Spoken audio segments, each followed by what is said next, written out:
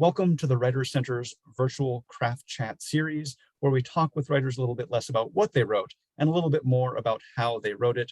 My name is Zach Powers. I'm the artistic director at the Writers Center. I'm also a novelist and fiction writer, and that's why I get to have these wonderful discussions with people such as Matt. In this case, we're not going to, we usually talk about how someone wrote a book, but Matt, you wrote a book about how to write books. Right. So we're going to take a little bit, I don't know if we're going to go quite, I have one question about writing this book, but otherwise I think we're going to try to, I don't want you to have to repeat the things in this book. So I tried to take some slant questions so that people still have to buy the book to learn all the tips in the book. But yeah, just to get started, could you just tell us about who you are in your own words? Sure. Thanks, Zach. Thanks to everybody for being here. It's really nice to be with you all. I'll just say really quick at the beginning, I've kind of lost my voice this week and it's sort of coming and going. So if I get a little squeaky, I apologize. Yeah, so I'm a writer originally from Michigan. I live in Arizona now. I teach at Arizona State University in the MFA program here. So I've been out west for about 8 years. Writer of 3 novels, a couple books of nonfiction, a couple books of short fiction, but mostly novels now. And so this book really emerged from my own novel writing practice, and then as well as novel writing workshops that I've been teaching for the last 10 years or so. And it began life as a craft talk. So it was originally my sort of traveling show when I was invited to speak at writing conferences or low res programs. This was the revision talk I used to give that sort of grew into this book. But yeah, that sort of, you were talking about the sort of practicality of it, but that focus on sort of the concrete and the practical parts of revision has been really important to me for a long time. It feels like revision is one of the things we're always asked to do as writers and rarely taught how to do. And so this was my sort of attempt to fill that space. That's great. So I sent you the questions in advance, and you pointed out that the first question we usually ask is one you get stumped on. And if I were a kind interviewer, I would just jump that. We're not going to jump it. So the first question we usually ask is, what's a question you really wish someone would ask about your writing or your writing practice? Or what haven't you gotten to speak about before that you might like to, or not speak about much, that you might like to have a few comments on before we get into the deeper questions? As I think I told you, email, it always is really hard for me. I feel like maybe because I get to speak a lot, that I feel like I have been asked a lot of the questions. I don't know that I have a really specific answer. I think one of the things that I do try to be alive to is sort of my own sort of evolving interests and questions. I know I write the sort of craft newsletter that I send out once a month. And a lot of that for me is like continuing to think through these questions about like how to do different things in my own practice and try to turn them into things I can teach other people. That's probably an interesting sort of, there's a question there somewhere about like how you take your own sort of craft concerns and make them into something that's actionable or something that's sort of exploratory. Because I think for most of us, our craft questions are also a little vague. Sometimes we sort of know there's something we want to do better, but actually formulating it into something that we can look up or learn is part of the difficulty of becoming better writers, right? It's so often when I learn like a name for a craft technique and I go like, oh, that's that thing I've been trying to do. And I just didn't have the vocabulary to even express my like want to learn how to do it. So I think learning to be better at articulating my own questions about craft has been an important part of being a writer. It's something that I don't think I've really articulated fully before. That's a great answer to that question. So it worked out well. And also, I actually forgot to include this, but I mean, I think you just strike me as an excellent educator. You strike me as a very thoughtful educator. So I think this ties into like, I would love to take your work. I'm going to enroll at Arizona State just so I can take your workshop and then drop out. No, please do. That'd be great. Don't tell the application committee that's my plan. But but seriously, that's I think I've always been struck by through your monthly newsletter and things like that you just have good thoughts on about writing, and you're very thoughtful about writing, which is why this is a fun conversation. One thing I do want to mention, and it's slightly personal, because I remember maybe it was my second or third AWP, and we had met once. You'd done a reading in Atlanta, and I ended up sort of just next to you at the table by randomly. So I didn't know you well. But then I saw you at AWP, like in the check-in line. I was new. Now I go to AWP and I know lots of people. Then I didn't know, and you were nice enough to let me sort of latch on for about an hour. And I thought, like, that's a kind thing for someone to do. You know me enough to like let me latch on and hang out for a minute, not be sort of adrift in that first day at AWP. So I think you're a great example of a writer whose practice is tied to your role in the literary community. You read a lot, you share work a lot, you support other writers through Twitter publicly, and then just recognizing somebody adrift in an unfamiliar place. So you're just a super active literary citizen. Why is that important to you as a writer, though? What do you get out of it? Not greedily, but just what do you get out of that process that sort of benefits you in your own craft, in your own writing? Yeah. I mean, I think the most simple answer is like I get writing community out of it.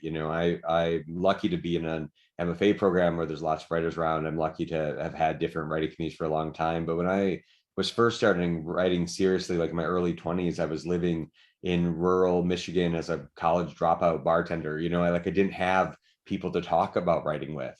And so it was really, I got my first writing communities online and things like the Zoetrope writing workshop and like the blog sections of, pre-social media literary blogs. And those early sort of communities were really sustaining to me.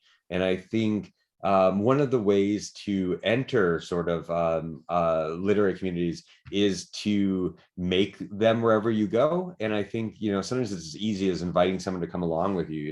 I know at my first AWP, I remember like talking to people in like the book fair and sort of like, we're going to go to a reading and someone you're talking with was not part of your original group, but it's just like, do you also want to come to this? Like, it's really, it's always open to people. You don't need an invitation, but sometimes being invited to come along or to be a part of something makes it easier for you to go, right? To show up in a group is easier than to go by yourself into an unfamiliar space. And I think that seems really easy to do. It's really easy to invite people into whatever you're doing. Building a sort of literary life based on who you exclude doesn't make a lot of sense to me. That seems like a really small way to go about it. And of course, like in conversation with other writers, you learn so much. I know I'm skipping ahead to your own questions, but you have something in your questions about feel like a conversation we had where it felt like I knew about all these books you didn't know about. But that's always the case when you're in conversations with other writers. Like, it sounds like they've read all the good books and you've never read any of them, right? Because you sort of like normalize what you've read and forget. And there's so much to know. And so I don't know, like sharing with other people or inviting other people in inevitably means that I'm learning and discovering new things. So much of what I've learned about writing has been really like conversational, and getting to be in contact with other writers is part of that. And I'm like an excitable social person who's always glad to like, if people can be gathered in together, that seems great. Yeah, that's wonderful. So getting to craft advice, I have one broad question to begin, which is, I think it's important to remind writers, especially newer writers, that it's okay to take the craft advice that works for you and discard craft advice that doesn't. I think it can be overwhelming reading a craft book, and there's all these steps to take. And you say this in the book too, so I'm not like, Right. This is something you point out, and I always like anyone who points that out in a craft book already has my trust a little bit, and that they recognize that this is a way to do this, and you sort of pick and choose. But how can a writer know what to adopt into their own writing practice, and how do they know what to maybe put aside? Is there a process for that? Is there a sense for that? Yeah. Some of it's probably instinctual, right? You're like, that doesn't make sense to me. I don't see how that would be sort of useful to me. I think, for a long time, for instance, I really resisted the kind of things about like outlining a novel before you begin.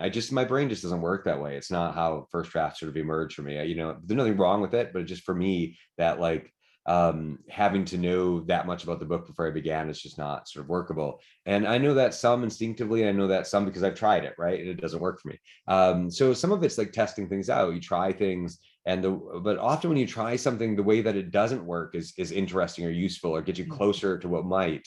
I think sometimes people get very like kind of antagonistic about like the way they've been taught in school or the way they've been taught in workshops, but like you learn a lot by opposition too.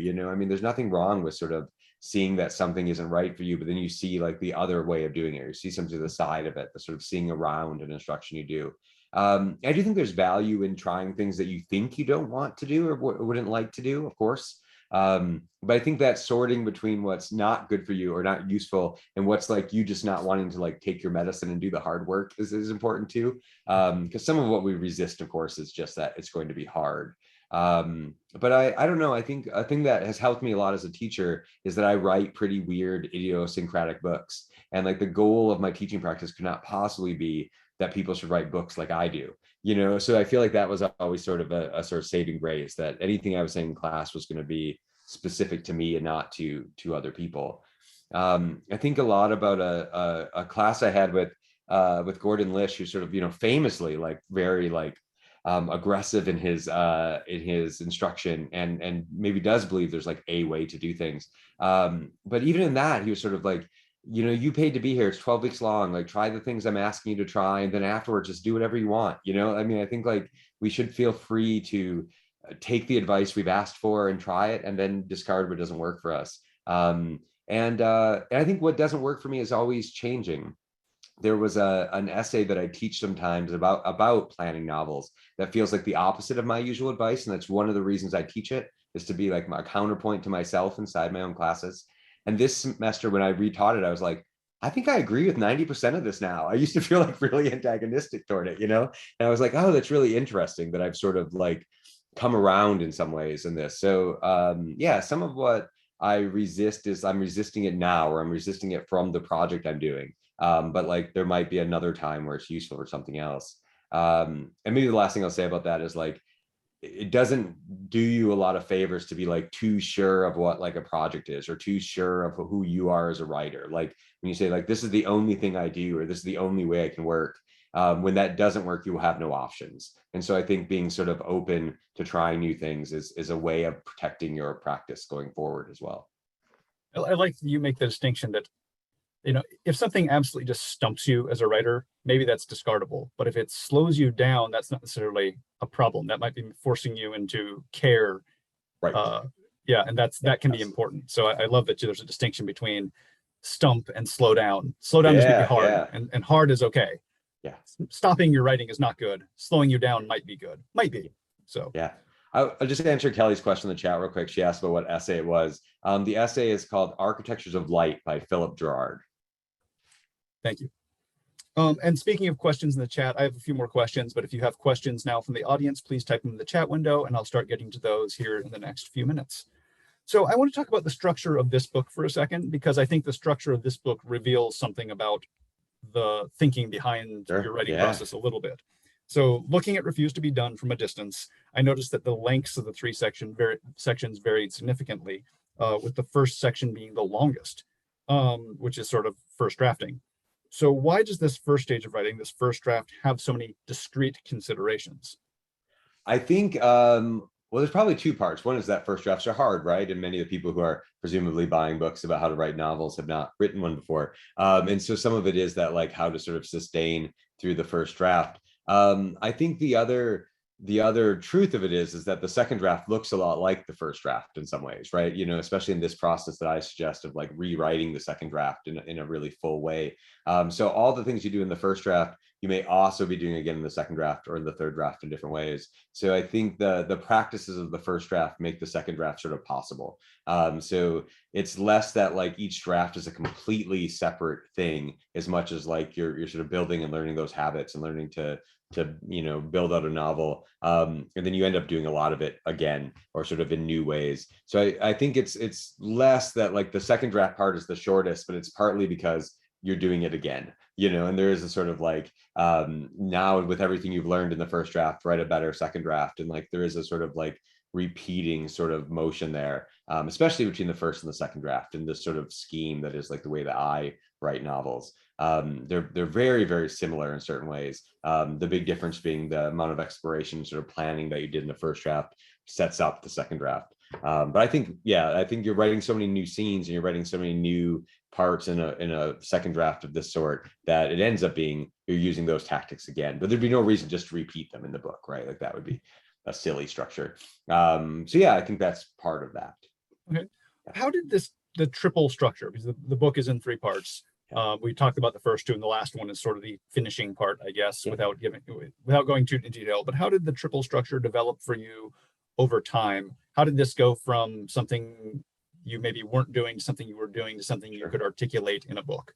Yeah, and I'll just describe them really briefly for people who haven't read it yet. But the book's divided into three drafts, which the book immediately says are like stages, not drafts, right? But the first draft is what I think of as like the exploratory draft of the book. You're discovering the book by writing the book, which requires a kind of like generative revision, the kind of revision you do to keep writing. And the second draft of the book is what I think of as narrative revision. You're getting the story right, you're getting the plot right, you're getting the structure right, sort of building on the work you did in that exploratory draft. And then the third draft is like polishing revision. You're making the turn from the sort of writer-based version of your book to the version that for like readers and agents and editors. And so thinking about those kind of three tasks. The simplest answer is that really came out of my own practice of writing my first published novel. I wrote the first draft without an outline, without really knowing anything. I really started from like the series of sentences I wrote on the first day and sort of discovered the world from that. And when I got done with that draft, I had written like a book-shaped object. It was like the length of a book, but was clearly not like a readable book. It was not. I liked it. I was proud of it, but I knew I had not sort of done the job. That it was not something that could be read. And so I didn't really know how to revise that. And so one of the things I came up with was this tactics in the book, which was to sort of reverse outline the first draft of the book. So I make an outline of the book I've written, and then I revise that outline into a plan for the second draft. And then I don't know how I got to this, because this I think is the thing that really makes the difference for me. But I decided to rewrite the book beginning to end using that outline as a guide. And I let myself use things from the first draft, but I didn't let myself cut and paste. I made myself like retype them, believing that I would like revise better as I went that way. I think that turned out to be like the game in some ways. Like, for me, and I've done it with every book I write, I do with every story I write. That's now like my process.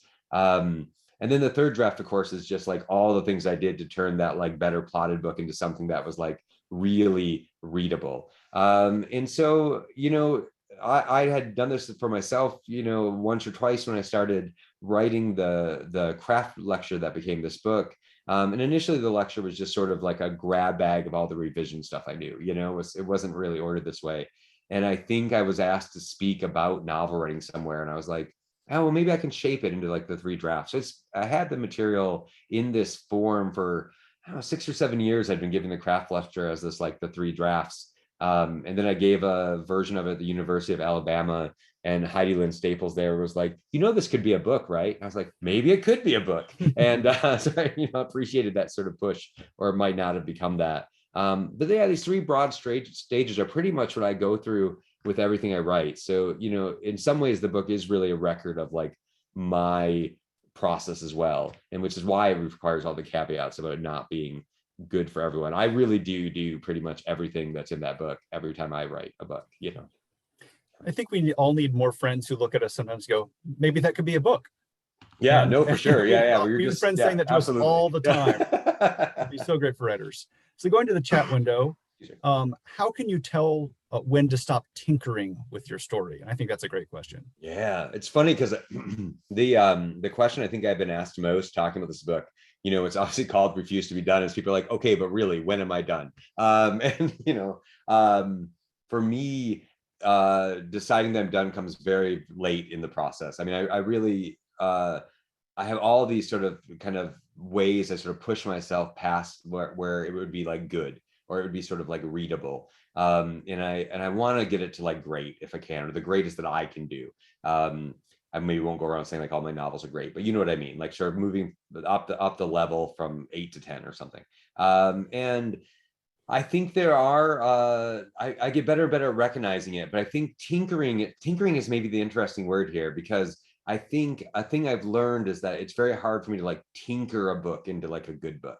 And so I often think of like rewriting rather than revising, that sort of like a bad scene is hard to tinker into a good scene. It's easier for me to make a new scene, sort of knowing what I'm doing.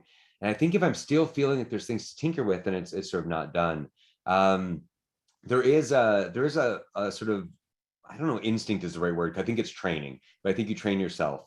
And when I first started writing and submitting to magazines, I couldn't really see why I was getting rejected, right? Like I was like a pretty good writer, you know, and I was sending out stories. And I knew they were pretty good, but I couldn't see the gap between what I was doing and what was in the magazines I was submitting to.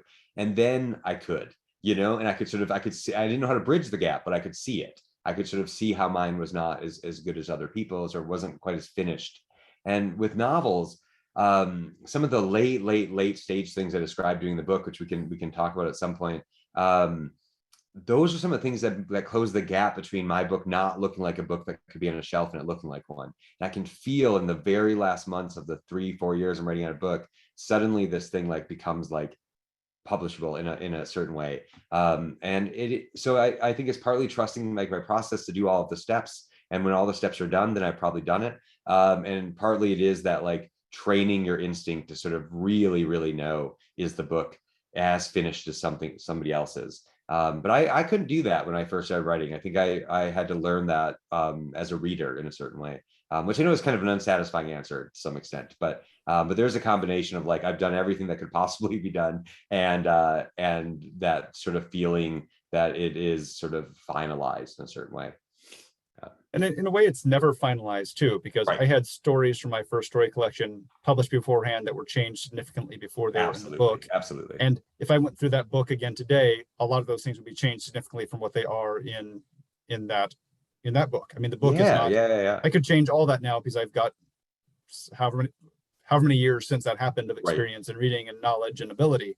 So it that bar keeps moving on you too. It never stops. Yeah. One of the most sort of ludicrous things about this revising this book on revision, which was already sort of a silly practice, is the first talk I gave after the book came out, I copied and pasted a sentence out of it, put it in a Word doc to write up my notes, and then immediately revised the sentence. And I was like, come on, you know, like when? Well, you not even refuse to be done instead of refusing to be done. So yes, absolutely. Yeah. Another question from the chat. I'd love to learn more about how you know something is right or stays in the first draft. In the first part of the book, you talk about how you didn't know the character's name until a month in. How did you know it was the character's name, and how can you tell whether something is aimless wandering versus productive wandering? I guess I'm wondering how things come together for you in a really tactical way. Sure. You know, I mean, I think I'm pro aimless wandering. First, you know, I think there's nothing wrong with sort of just discovering something discovered, or to write something. I don't know, like efficiency is not the goal, right? Like a great book is the goal. So like, you know, I'm not always worried if I'm spending time writing something that won't be in the book. Sometimes I know I am, you know, I wrote part of the novel I'm writing right now. I wrote this kind of, I don't know, like backstory bit where a character wanted to like tell a story. And I spent like 2 or 3 days, like this character kind of monologuing out this story. And I was like, there's no way the book's going to stop here for 10 pages while this guy monologues this thing that happened to him in the past. But I had a lot of fun writing it. It was nice to sort of be having fun inside the book I was writing. And that made me excited somewhere else. So my first drafts tend to be really baggy and tend to have a lot of things that like probably won't be in the book. In that same book where I didn't know the character's name for a long time, I wrote this like 10,000 word section at one point where, you know, it's like 30 pages where the 3 main characters of the book kind of go back to the place the guy's from, and he goes to like his hometown and his parents' house. And he's sort of describing all these things that happened to him there. I worked really hard on it, but I was like, that can't happen in the book. You can't just leave the main story for 30 pages and come back with like backstory. But it was so crucial to me to do that. Like it really helped me learn who he was. And so letting myself explore ends up to me feeling like, you know, that sort of Hemingway thing where you only read like the tip of the iceberg. I think I used to believe that like you were just supposed to like know the rest of the iceberg. You're supposed to be so good at inventing people that you just sort of suggested it. But I think for me, like I make it and then I take it out, you know? So some of that exploratory writing or wandering is really a way of me like feeling that out. The book knows it, even if it's not on the page anymore. And then whether it stays in the second draft is really for me part of that transition where I'm taking that sort of baggy first draft and then planning a more plotted version. So some of the stuff that's in the book will not go, it just won't fit in the outline, right? It doesn't have like a load bearing sort of place. Zadie Smith calls a lot of that stuff the stuff you write to figure out the book, like scaffolding. And I think that's right? You need your scaffolding to build the building, and then you take it down when you're done. So it's okay to write a lot of scaffolding when you're making something as complicated as a novel. Great. Another question from the chat. How do you manage multiple timelines with your drafting and your reverse drafting?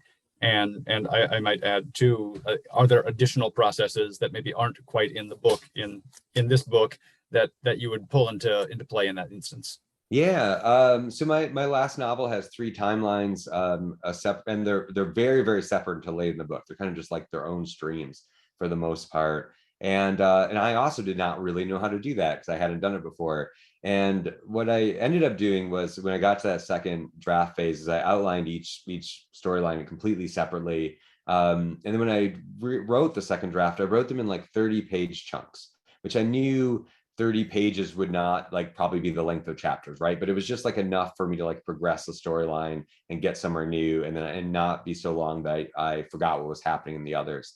And when I got that draft done, I re-separated out the timelines and actually edited them each as kind of their own book. They were long. It's a long book, so they were kind of like 60,000 words, 60,000 words, and 40,000 words. They had these like 3 novel length threads. And once I had them individually as good as they could be, I then kind of rewove them. And I was sort of aiming for about like 10-page chapters, and it's a little more varied in the actual book. And that put a lot of pressure on them to like match up in places and to sort of sync in places and do different things. And I found that very satisfying. It was very late in the process, probably 3 years into like a 3.5-year drafting process. So it happened pretty late. I found putting that together like a lot of fun. It was just solving the puzzle of the book. There's in the final book, there's a place where one of the timelines drops out, and I think it's fairly suspenseful. People seem excited when it comes back and you have this new knowledge and you kind of know what's happening. But that suspense was created by me not having 3 equal length storylines, right? Like one of them had to go away for a little while, and it became this sort of plot opportunity, which was a lot of fun. On my Substack, which is mattbell.substack.com, the one that's up there right now is on this reverse mapping process and goes into more detail than it does in the book. And one of that is sort of about multiple storylines. That might be useful if that's something you're doing. It's a pain, but it's fun. And I think so many of us want to write those kind of books that it's worth sort of figuring out. How much, like, just as a question for me, when you had to reconnect these storylines, which you sort of pulled apart, so you have the fabric of each, but there have to be individual threads connecting the one. How many little threads do you have to re-sew between the different ones, like going back or going forward and recognizing things that need to be pulled back from other places Yeah. from one timeline to the other? I think it created a lot of opportunities actually for compression, because there were ways to like cut well or to continue a thematic thing in another timeline. So like every timeline doesn't have to do all the work, right? And you can do sort of tonal shifts by cutting on like a down part of one timeline to an up part of another, or you can take a theme and sort of or carry it over into another place. So I think actually as I was combining, the book was getting shorter, that it was allowing me to see just by putting things in the right spots, ways to move quicker through the sort of like argument of the book in a certain way. There was another follow-up question to this, so I'll toss that in now, which is, how do you know when you have a full second or third voice in the novel, or when you should kill the second voice because it is too distracting or doesn't have enough depth? Yeah, so I think there's this thing that happens sometimes where if we give someone like a chapter, we assume we have to give them like a whole storyline. And I certainly recognize that in myself. Like someone speaks once, it means they get to speak all the time. And I see it in my students. Like they'll write one chapter from another point of view, or from the reflective and the future, and they're like, oh, I have to have this whole future timeline. It's like, well, I don't know. I think it's okay. Like people can come in and speak once and never come back. You can do things in sort of a one-off way.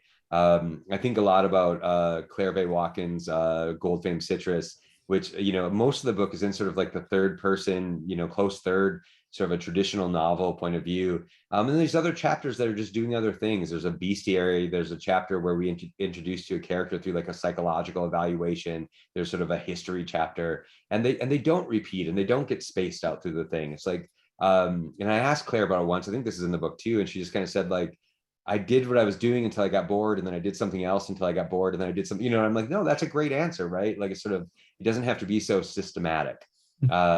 And I think in Appleseed, there's some characters who speak once, and I didn't know they were going to talk until they did. It's sort of like a character wants to have the floor for a while, and you let them. And sometimes that works out.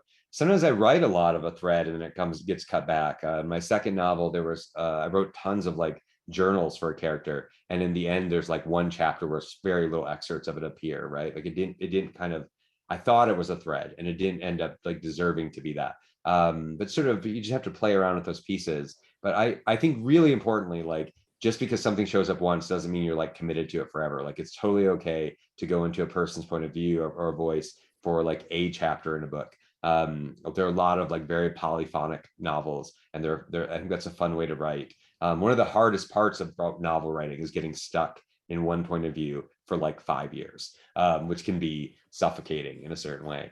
So finding ways to open that back up for yourself seems thrilling. And I love it when the wisdom comes from not a main character. Sometimes that's Yeah, the most absolutely. satisfying thing. Yeah, Uh, Shakespeare did that a lot. Just to go back to a master, right. like that was the main characters often had no wisdom, and the wisdom pop in from some random side character who was there Yeah. for a relatively short amount of time. Back to the chat window. What are your feelings on letting a draft rest before beginning the next draft? Yeah, I mean, I think you should probably. Everybody's going to feel differently about how long. One of the things about when I'm in a phase where other books are coming out is like the book that's coming out forces rests in the book you're writing. So sometimes that ends up working out naturally. But for when that's not the case, I think like for me, at least like a month. I think like a month is usually enough. In the book, I talk about like wanting like live time and art time kind of between drafts, like make something else and let some things happen, just so you come back a slightly different sort of person with fresh eyes seems really important. Hilary Mantel talks about pausing in holy fear between drafts, so the holy fear at what you've done and not rushing back and ruining it. And I find that a very satisfying thing to do. I'm not taking a month off. I'm pausing in holy fear before returning to the work. But yeah, I think some time seems good. It is really amazing how much you can come back to it, and you forget so much of the book just by being away from it for a month, that it becomes very fresh. When you're enmeshed in the problems of it, it gets really, really hard to see the opportunities in a certain way. So I think that can be really great. I'm also very burned out at the end of drafts. Like, I don't want to edit it at the end drafts. Like, I'm tired. So usually a little break makes me feel excited again. Yeah. I love the framework of seeing opportunities, providing Mhm. yourself the distance to see opportunities. So often I think of it in a negative sense. It Right. lets you see your BS at the end of a draft. But actually, I love the fact that it also lets you see some positive stuff, positive Yeah, I mean, opportunities. I think revision often has like this like negative connotation, right? It's like we're like fixing the book. But I think like I mean, it can be a lot of fun. And I actually find like the problems of revision to be really invigorating. And so, yeah, the idea of it is like a positive thing we're doing with our manuscript, as opposed to a like, I've made this broken thing and now I'm going to have to fix it. Like, it's a thing in progress, which is a different framing of that. Another question from the chat: do you use beta readers? Um, Not probably in the way that people usually mean that. I hold on to my own work for a very, very long time before I share it, for better or worse. My last novel, Appleseed, I worked on for 3.5 years before I showed a word of it to anyone. That's pretty normal for me. Like, the entire process that's described in this book, I was done with when I sent it to people. I sent it to my agent and another writer friend at the same time. Maybe partly so that if my agent was like, it's a bad book, I'd have somebody else to be like, is it a bad book? But I do a lot of my process on my own. And some of that's just like, for me, because I'm such an exploratory writer, there's not a lot to show sometimes. Like, my first drafts are very, very rough. And some of it's that I write weird books that if I told people what I was doing in advance, they would be like, well, don't. So, I sort of hold on to it long enough for the book to be the proof of the thing. um, Even my agent, I write him about a year into every project. I'll send him like a synopsis after I've got a first draft or something, no pages, just to like, this is what I'm up to. And he writes me back an email that says something like, we'll make it work. And that's really all I need, right? And so I mostly am off my own. I do think beta readers can be really useful. I think everybody has to find their own sort of connection to that. What I do have is a couple of friends they're writers, but they're academics. They're not fiction writers, who I spend a lot of time with. And I talk to them a lot about the sort of like thematic stuff I'm working on sometimes, and the sort of ideas behind it. And I find that kind of very useful, but I very rarely show the prose I'm writing to anyone while I'm writing it. And then I'm so grateful when the time comes. Like, I love being edited, but like, there's just a place for it in my process that's later than most, I think. That's great. So another a question from the chat: my first draft has several areas that slow me down and areas that have stumped me as well. I'm at the point now where I'm trying to figure out if I should scratch it and start over or work through it. My instincts is not telling me which way to go. Can you offer any advice on this? Yeah, this is the sense that this is a partial draft, right? I think if you've never written a novel before, if this is your first novel, you've never finished a novel before, my instinct is like, finish the draft. I think having written the beginning, middle, of end of a novel draft, no matter how rough it is so much more important for your like future as a writer than like you stopping at 90% of like a good novel. It's like you just have to know that you can go the distance. And I think that gives you like the sort of will to do it again. I think it's okay if there are parts of your novel that you can't figure out in a first draft. My novels have like sometimes like bracketed parts where I'm like, this happens, and I'm like, I don't really know how to write it yet. Just sort of like stick it in and I'll figure it out later. Increasingly, as I go on, my first drafts have become more partial. I don't always write like a first draft of the whole thing. For Appleseed, I wrote like 80,000 words, but it's very exploratory. And I really just figured out like the 3 stories, what they were kind of about. And then I restarted and did my outlining. The novel I'm writing now, I wrote 1 storyline kind of beginning to end. And I was like, okay, well, I think I have to have these other storylines or it's not going to work. And I stopped there. So I didn't write a first draft of everything that will be in the book. But I think for your first novel, if you can go beginning, middle, end of the whole thing, that will do so much for you, even if there are parts of it that are sort of not good, or not good for you. I mentioned this in the book, but I'll say it here too. There's this idea from a novelist, Charlie Smith, called writing the islands. And I found this to be like one of the most helpful sort of novel writing ideas. And it just means that the islands are the parts of the book you can see or that you're excited about. And so when you're stuck in like a linear way, one way to get out of that is like, go write the parts of the book you can see. Go write the parts of the book you wish you were writing, and sort of follow your excitement rather than stay in something that's like stumped you. It's possible the part that's stumping you is just the wrong thing. And it's possible that's something that you're going to have to figure out later. But I think to keep your own momentum up, you're better off like writing what you want to be writing inside the book instead of the thing that's not proceeding for you in some way. Great. From the chat, is there a risk to bringing scenes from the novel you're actively working on to a writer's critique group if you haven't finished the first draft or the story has no ending? Is it better to bring writing to a critique group that is from a second or third draft? And I might actually have a feedback on this, but Matt, I'll let you go first. Yeah. No, I'd love to hear what you would say. I think you have to know what you want to get out of it, and you have to sort of know why you're doing it. I teach generative novel writing classes in my MFA program, where students write novels together. They start at 0 on day 1, and they write through the semester together. And one of the reasons for that is so that they're all sort of going through the problems at the same time, right? They sort of hit similar roadblocks together.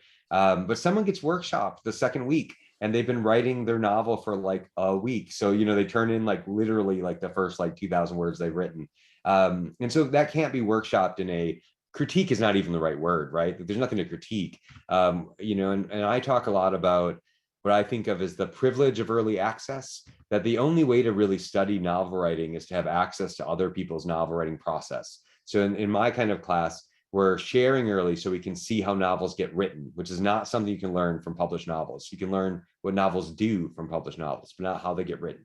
And so early access means that we have a responsibility. We get to learn this way, but we have to send the person back to the desk excited, right? We have to send them back wanting to write. If people come out of sharing novel pages crushed, then like the whole class is going to collapse. So we talk a lot about how to do that. I think one of the most important things we do in that is we read predictively.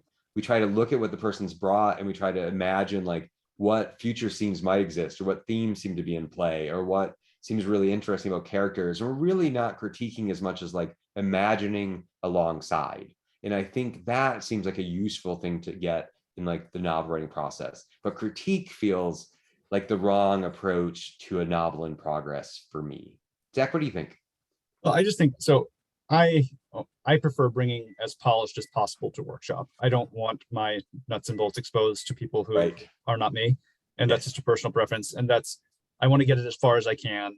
And honestly, it's just having a chance to share it. It's not even getting specific feedback from people. It's just sharing it as an unfinished thing that I'm going to back and finish. Lets me reapproach it once I get to that point freshly. But I have a friend, Joe, who I was in a writers group with for many years, and Joe would bring in incredibly raw pieces that didn't really work yet. And we'd be like, okay, and we sort of talk about it a little bit. He'd go away, he'd come back and then have this amazingly polished piece the next time he brought it in. That's So awesome. he wanted that feedback at an early stage to form his thinking. He wanted his thinking to be sort of this collaborative process, get the ideas he wanted, go knock it out and bring it back. Yeah. So I guess the point there being that there isn't a right way to do it. It really like what feels right to you and makes you comfortable as a writer and helps you get the finished product you want is the best way to go forward with that. So I'll just add to that. I think every time you get feedback, even from people who like love your book, like your editor who buys your book because they want to publish it and they think it's great, you're going to get these like thousands of track changes on a manuscript, right? And every time someone gives you feedback, I think you have to like find a way to fall back in love with your book. Like it almost always estranges you from the process a little bit. And so you have to learn to do that too. Like you have to like get re-excited about your book every time you get feedback, because letting other people's voice into your brain is difficult. It changes your relationship. So sort of learning how you do that is part of figuring out this critique question too.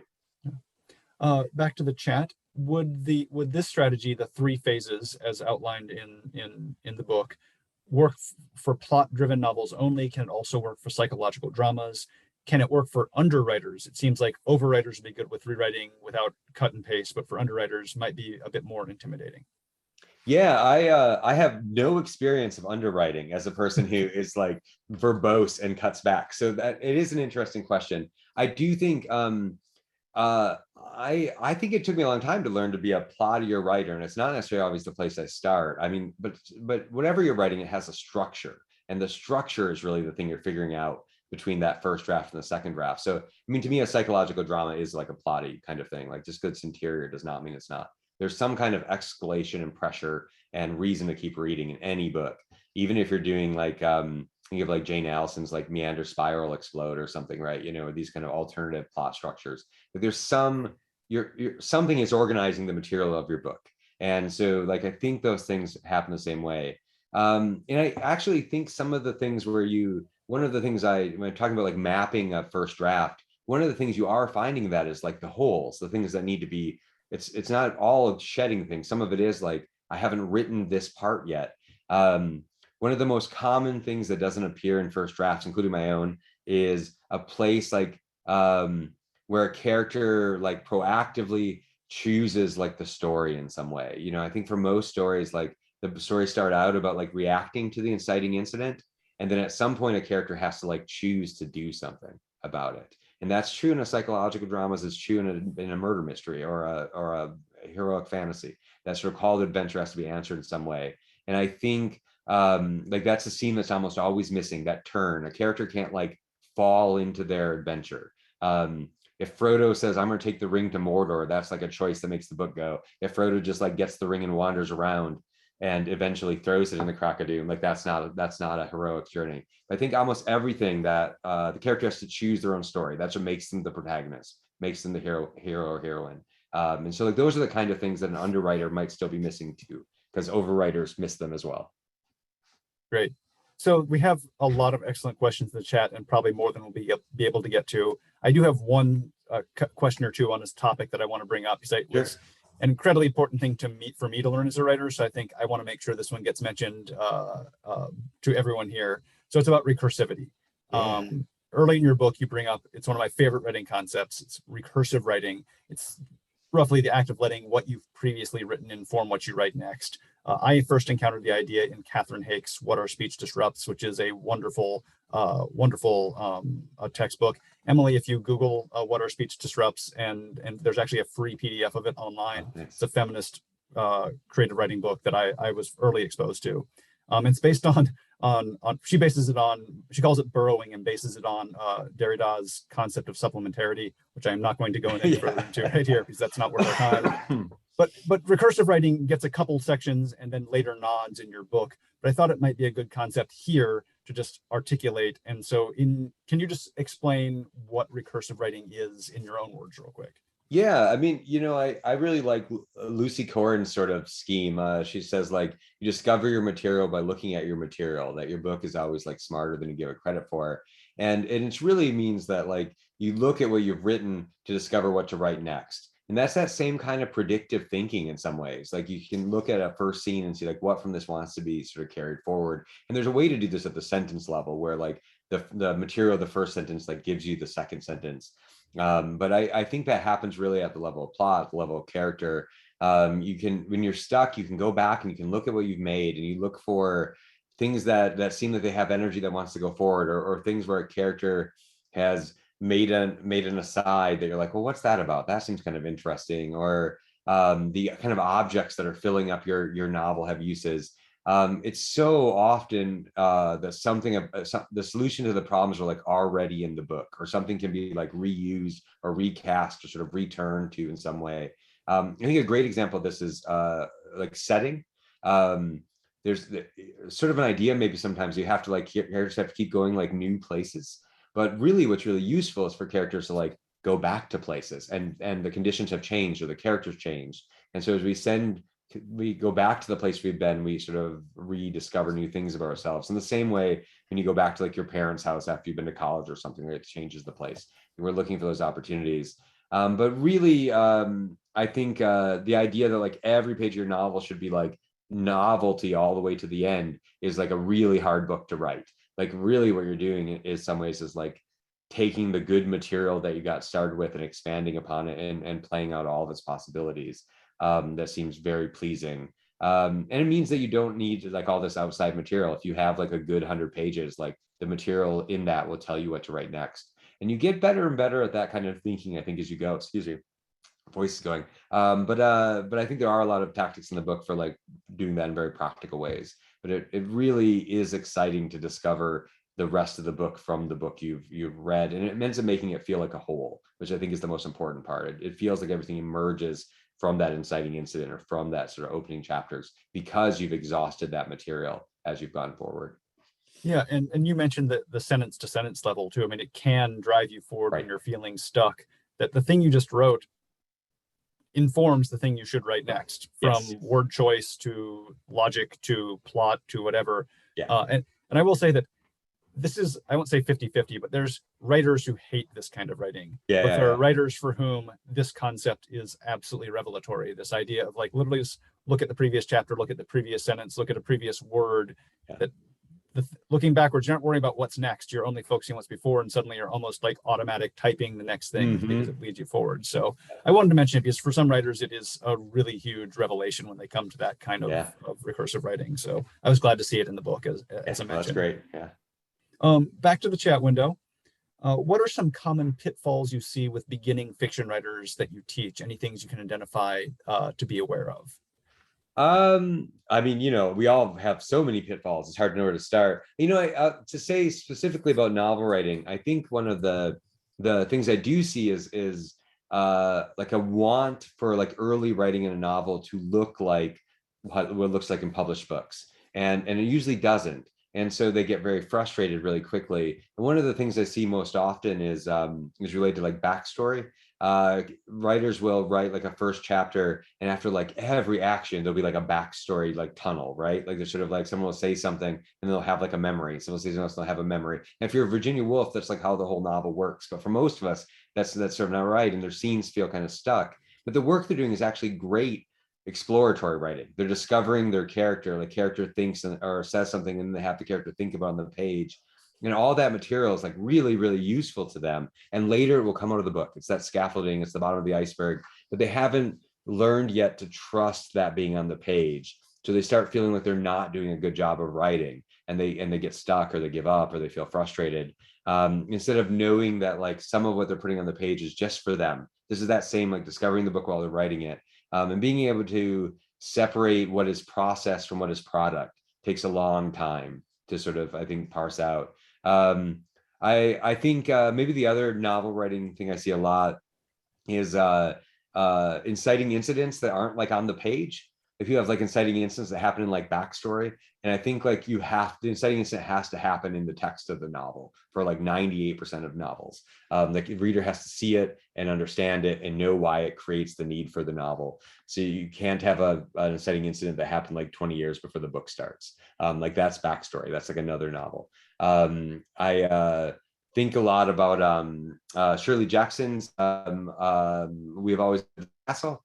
There's the poisoning that happens in that book, that the whole family's kind of poisoned, but that's really the backstory of the novel. The novel begins when the cousin comes to visit. So like the poisoning is not the inciting incident, it's just the conditions of the sort of book. But you sort of that seems to happen a lot, where people mistake the sort of backstory for an inciting incident, and so they're lacking that sort of engine in a certain way in a first draft. Back to the chat. What makes you start a new novel? How do you decide to commit to the idea that becomes a novel? Oh yeah, I mean, I can start from very little. Sometimes I have a subject, sometimes I have an image or something. Excuse me, I'm sorry. I will say a lot of my novels don't go. I write 100-page novel starts quite often, and usually by then it's pretty clear. I wrote 2 novels before my first published novel, full novels that I didn't really even show anyone. Between my first published novel and my second, I wrote 200-page novel starts that I abandoned. Between my second one and my third, I wrote 400-page novel starts. So I think I have to write 8 now before my next novel, which is exponential failure here. But I think there's a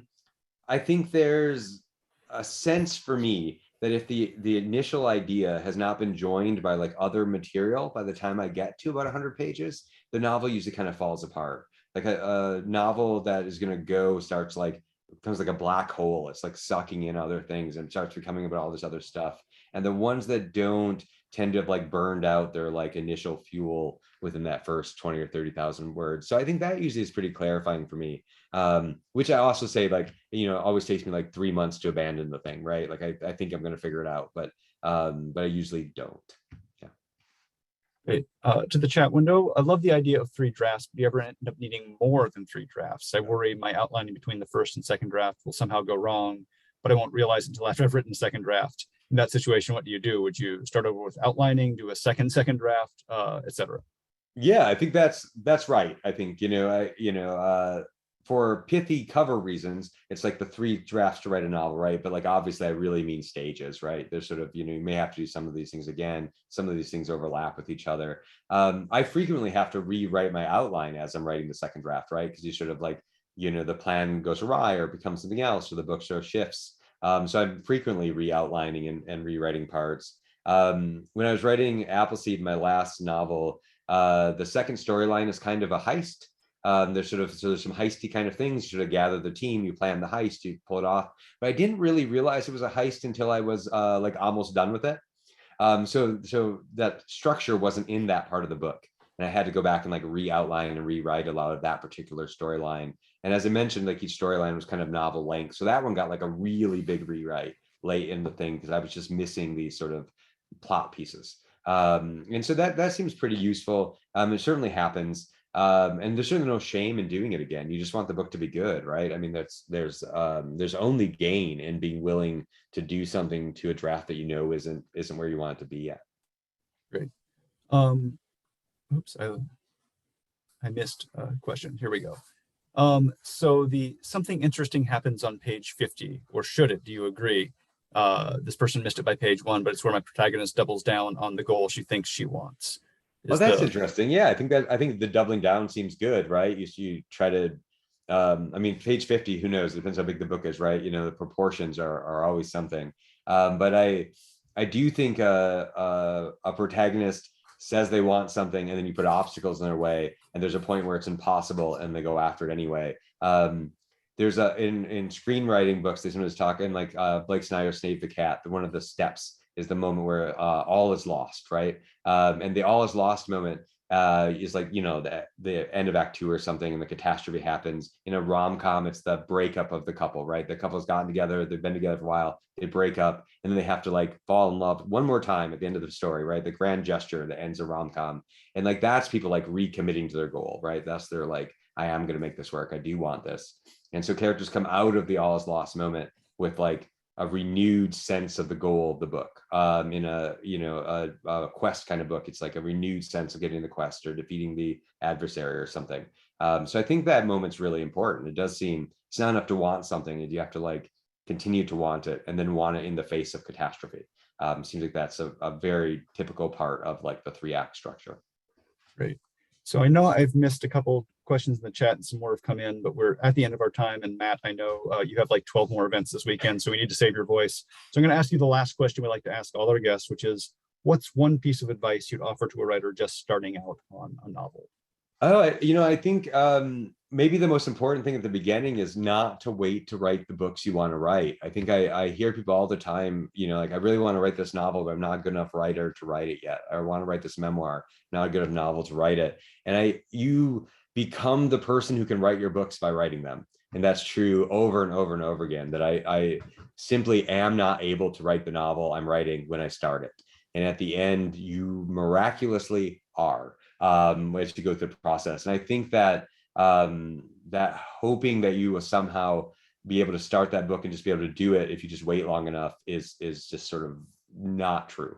And you're not going to mess it up by trying it. So I think it is worth, like, if you have a book in you that you want to get out, like, writing that book will teach you so much more about writing than trying to like prep for it by doing other things. So I think write the book you really want to be writing, move toward your excitement and your passion, and the learning you need to do it will follow behind. Thank you so much, everyone. Please go order a copy, or at least order a back-ordered copy, and it'll come soon. It Refused to Be Done. It's an outstanding book on the craft of novel writing, just the craft of writing in general, full of great insights. Matt, thank you so much for joining us today. Thank you all of you for coming out, and we hope we'll see you again next time. Thanks so much, Zach. Thanks everybody for being here. I really appreciate all your questions.